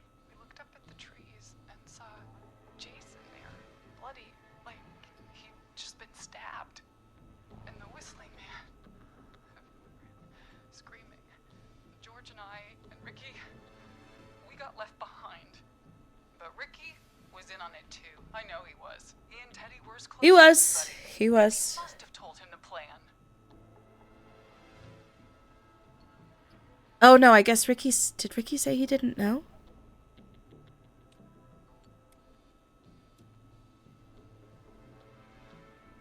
Did you ask Did him? you ask Ricky if he knew or not? I didn't see any reason to. Why? Because Ricky phoned up earlier. He didn't know anything about it, Marie. Okay, yeah, I thought that's what had He happened. had no idea what was happening. He said he was as terrified as anybody. Isn't that right, Teddy? You didn't tell him, did you? Ricky never could keep his mouth shut. If we told him, he would have given everything away. But he. Well. It doesn't matter. Yes, it does. Tell anybody about it afterwards. He's still guilty. It No. was just a stupid prank. Someone died, Teddy. Just a How prank. can you still say it was just Someone died. Come on. Yup. Yup. You made George think Jason had been murdered. He thought his best friend was dead. And so tonight you stabbed him for real? It's the role he wanted to play. Jesus Jason's Christ. still alive, Marie. He was with a friend. We talked her through how to stop the bleeding and got him professional help just in time. Oh. Well, shame he didn't have the good sense to die earlier. He's gonna regret that. Enough about him. Me and George took off running, but somehow we got separated in the woods. I ended up near the bottom of Whistling Point, and when I noticed George wasn't with me, I panicked. And then, I don't know how he snuck up on me, but They're at the reservoir. Whistling Man grabs me. I No. and he starts laughing. Where are they at? It's just a joke. I could stall for time here.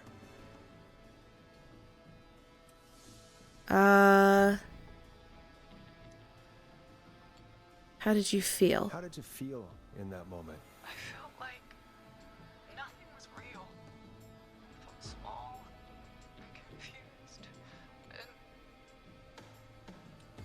It was under the mask. Who was under the mask, Marie? Who was the whistling man? it was Chuck. Chuck Brody.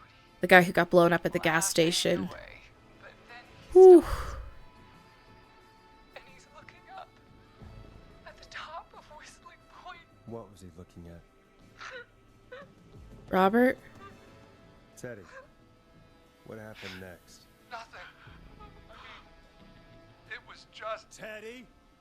George fell off Whistling Point. Why'd he fall? Why'd he fall, Teddy? He just You pushed him. You were up there. You were dressed as the Whistling Man too, and I didn't push him, god damn it. I just chased him up there and he kept backing up. You should have taken off the map, you moron. Reached out. That's what you saw. you liar. It's not my fault. He didn't know it was a joke. If he'd had any brains, he would have Uh-oh. realized. Uh-oh. Uh-oh. You bitch.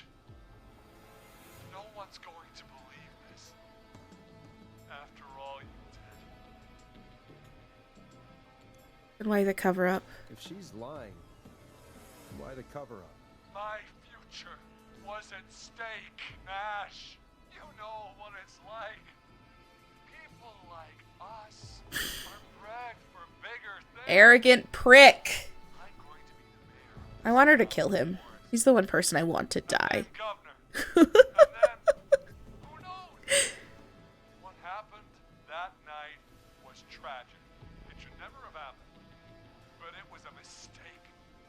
It was just a stupid joke gone wrong. So my father sent Clive out to clean it up.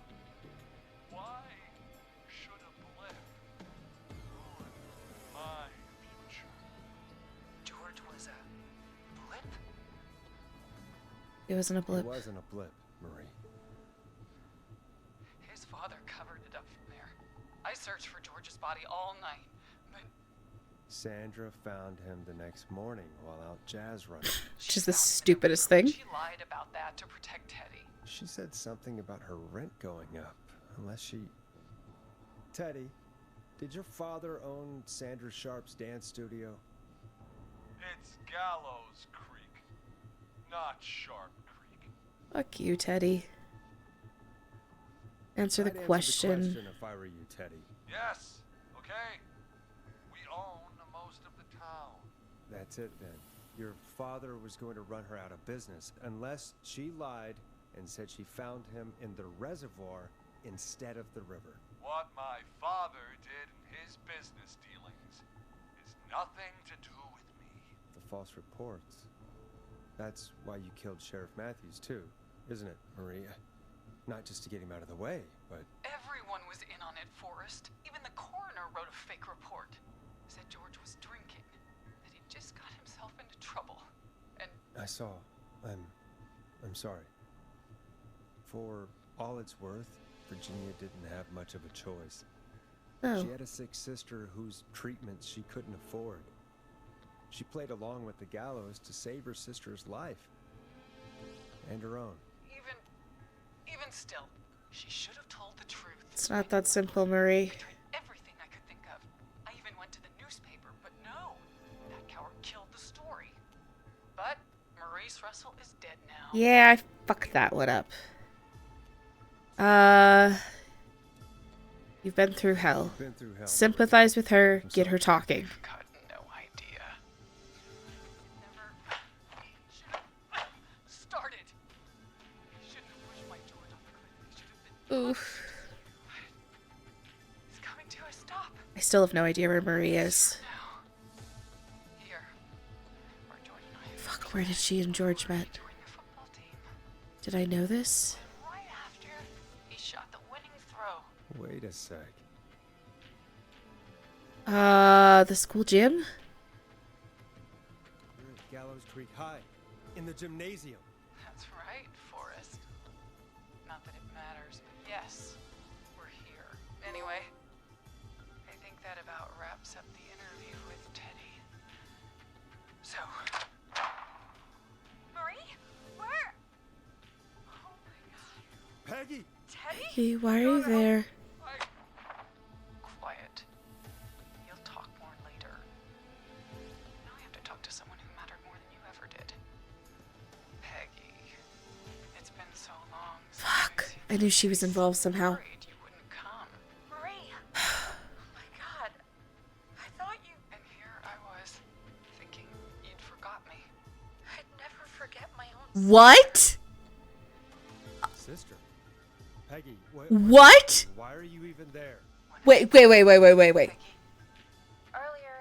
while you were speaking to Jason, I got a call. Do you remember?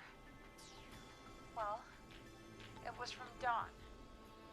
She said that my sister Marie was there that night George died, and that I should come to the gym for a reunion. And when you walked in, you found out. That my sister is the Whistling Man. good to see you too, Peggy. Why didn't you tell me any of this? She said that it was my last chance to see my sister.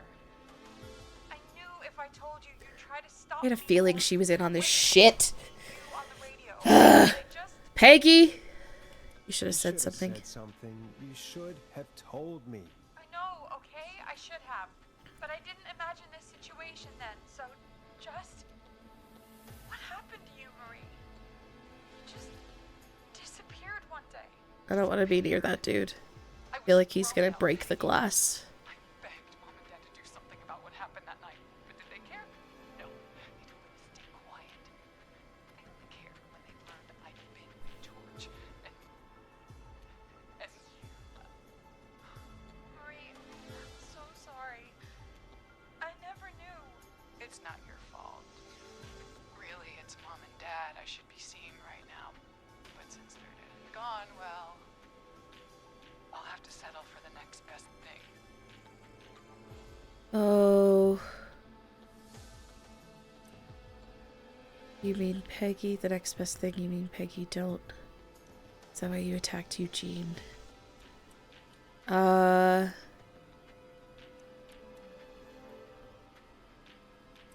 You mean Peggy, don't you, Marie? Someone has to pay for what they did. Marie, please. Mom and Dad are gone, Peggy. Besides, you forgot me. Just like the rest. You forgot. Is there any way I could prove Peggy didn't forget Marie?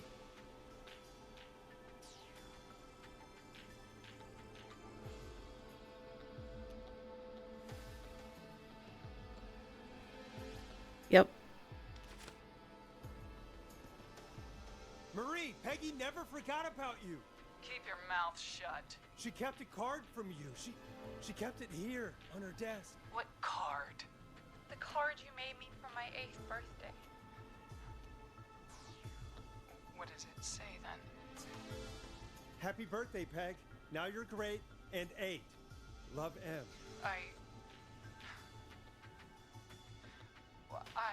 Henderson police! Free! No! Henry! Oh, did we get it? Peggy! We have 2 wounded, and we're in pursuit of the suspect. Henderson police! Freeze! Forrest! Leslie, how's Peggy? She's been cut pretty bad, but we're here now. I'll be okay. God, Marie! Hey, Zara!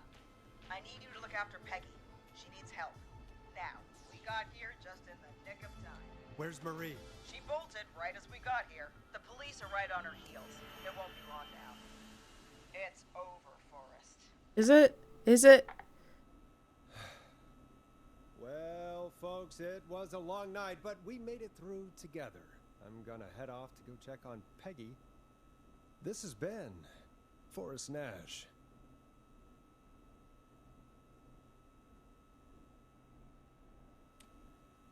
Oh, how should you sign off? Good night and good morning.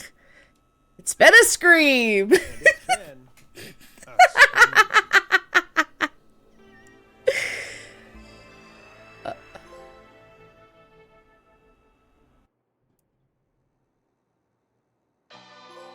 Oh, it's not as bad as I thought it was. I guess I lost 3 people. It could have been way worse, actually, all told. This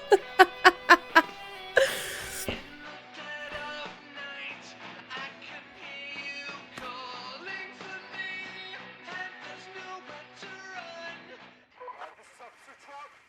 Come in. One suspect is in custody. Trail the other suspect into the nearby woods. Open the door and skip the epilogue and credits. No, we'll hear the epilogue and credits. This is gross. This room is disgusting.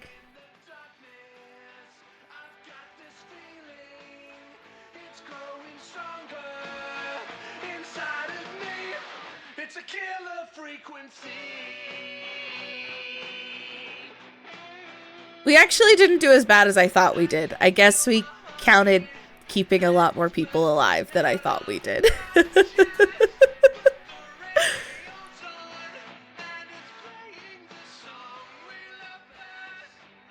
I definitely didn't finish it in 4 hours, though, so...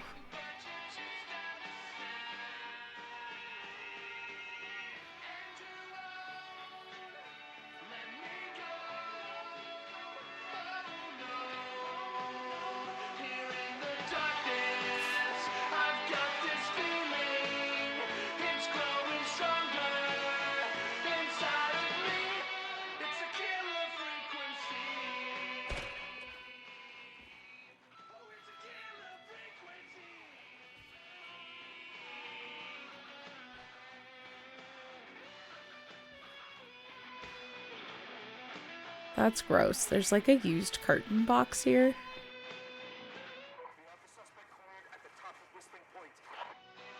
Oh my god, is she gonna throw herself off?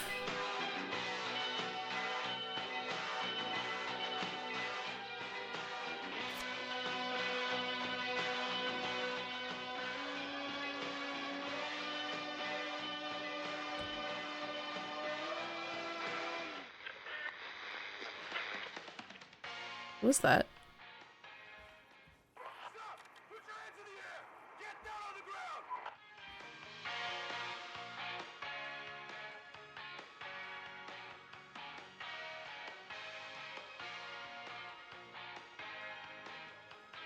Don't move! Nobody else has to get hurt!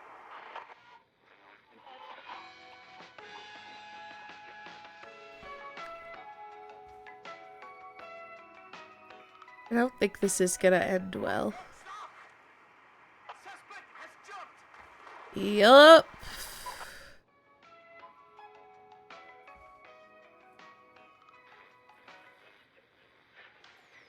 Officer Lugo, do you have a visual? Negative. No sign of suspect anywhere. Are we setting this up for a sequel?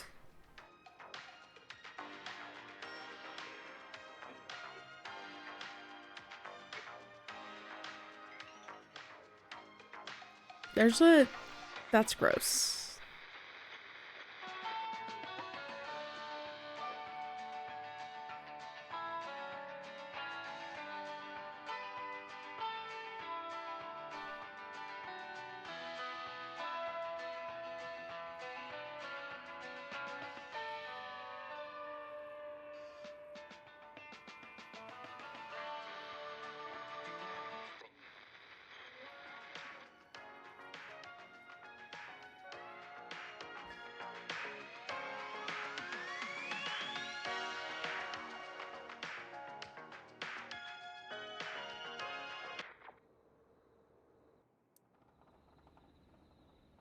Well, we didn't get the best ending, but we did get an okay ending. I did not kill as many people as I thought I was going to, so I will give myself points for that. I was like 90% positive that I was going to kill a lot more people than that, so I will call that a win. That somehow only 3 people ended up dead. Who did we lose? We lost Maurice in the office because I sent him to the break room or the lounge area or whatever where he had already investigated. So I should have sent him I should have tried the archives, I think. We incorrectly guessed the gas station. And so the gas station got blown up and we lost the ambulance, which is unfortunate. What else did I mess up? I don't remember how we got someone else killed. It could have been worse, and I will give myself points for the fact that it is not as bad as it could have been. And it only terrified me slightly. I did not have to really run away from a killer at any point, so that was good. I will call that a win. So, that was all I was going to do today. We will be back tomorrow for TCG Card Shop, usual time, 1 p.m. Mountain Standard Time. We'll see how far we can get in building out a card shop. I think there might have been a recent update as well. I haven't been paying attention. I probably should pay better attention.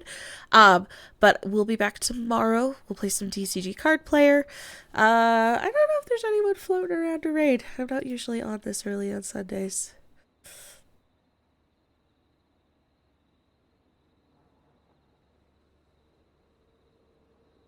I think we should look for someone playing something more fun.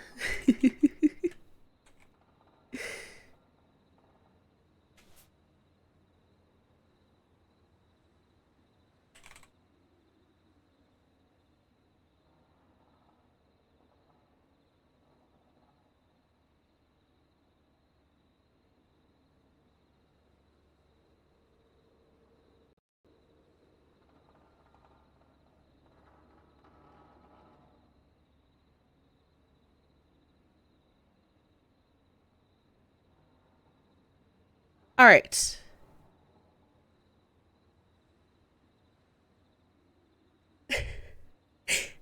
Thank you for hanging out with me while we finished Killer Frequency. And I will catch you all next time.